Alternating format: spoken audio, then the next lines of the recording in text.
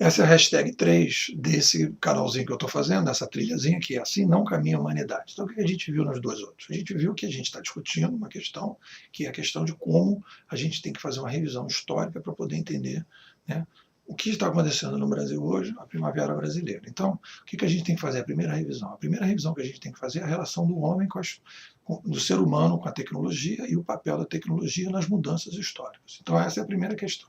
Né? A outra questão, aí já vai um pouco mais fundo, essa aí, vamos supor, é o fruto, né, de todo o trabalho, né, desse livrinho aqui do Pierre Levy, que ele vai fazer essa questão. O que eu introduzo de novo, né, melhorando a visão do Pierre Levy e trabalhando isso de maneira diferente? Eu vou introduzir de novo o seguinte: ele coloca a questão, né, ele percebe, né, a causa das mudanças que a gente está passando, que é a chegada da tecnologia cognitiva.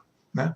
E aí eu trabalho um pouco diferenciando ela, dizendo que existe uma tecnologia cognitiva reintermediadora. Então isso aí está em Pierre Levy. O que eu introduzo de novo nessa discussão? Eu introduzo de novo nessa discussão é o quê? Baseada em alguns autores, como o Daniel Bell, que já começa a colocar uma questão em relação a isso, o Galileu, que fala da questão da quantidade de informação versus a capacidade de gestão dos sistemas. Então eu pego tudo isso e aplico isso dentro dos conceitos do Pierre Levy. Então o que eu vou dizer?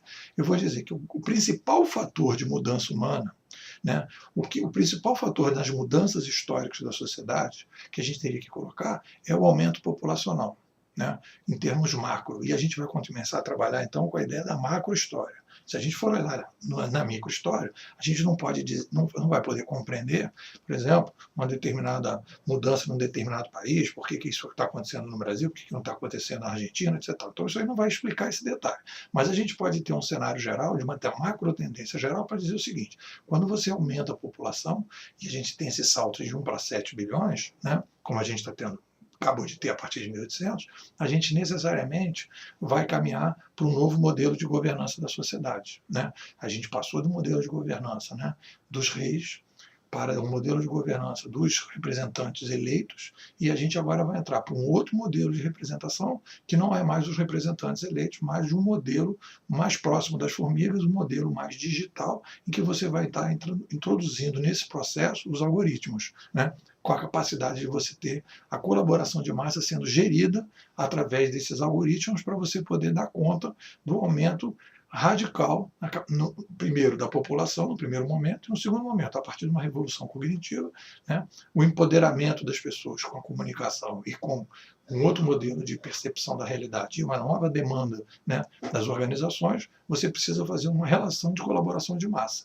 Colaboração de massa, para você trabalhar com essa colaboração de massa, a história que a gente tem visto aí já na internet é: você precisa criar plataformas para trabalhar com algoritmos para você lidar com essa colaboração de massa. Então, o que é o conflito que a gente está vivendo hoje? A gente tem organizações que estão na velha ordem, que estão no modelo de governança, né, e no ambiente técnico, ecológico, né, do papel impresso, né, das mídias verticais, e a gente tem hoje uma demanda de um novo grupo de pessoas que já estão dentro do novo ambiente tecnoecológico, que já estão sentindo e querendo, né, mais daqueles ambientes que estão, de alguma forma, intoxicados da velha ordem. Então, na verdade, o conflito que a gente tem hoje é um conflito entre a velha ordem e a nova ordem.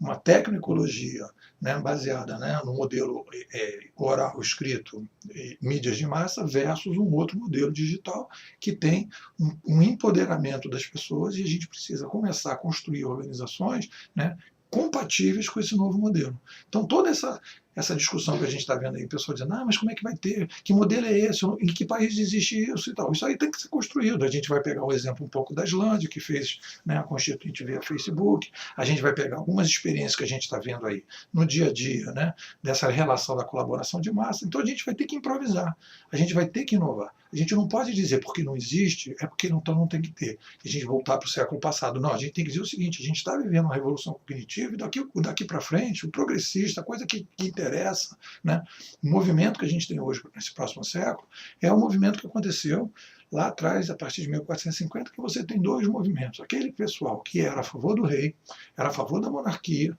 era a favor da velha ordem, do modelo de governança, né, que tinha um determinado canal, e um outro pessoal que já estava querendo a república, queria um outro modelo de governança. Então, hoje a discussão central, nas próximas décadas, essa é a discussão, né? Quem quer um novo modelo, né, de representação digital, baseado na colaboração de massa nos algoritmos, e quem quer manter o modelo atual, né, com seus interesses, com seus problemas, etc, etc. Então, essa é a divisão que a gente tem que fazer. E eu vou terminar essa nossa trilha com o hashtag 4 que a gente vai entrar, sobre a discussão de esquerda e direita, como essa discussão é completamente anacrônica dentro dessa nova perspectiva.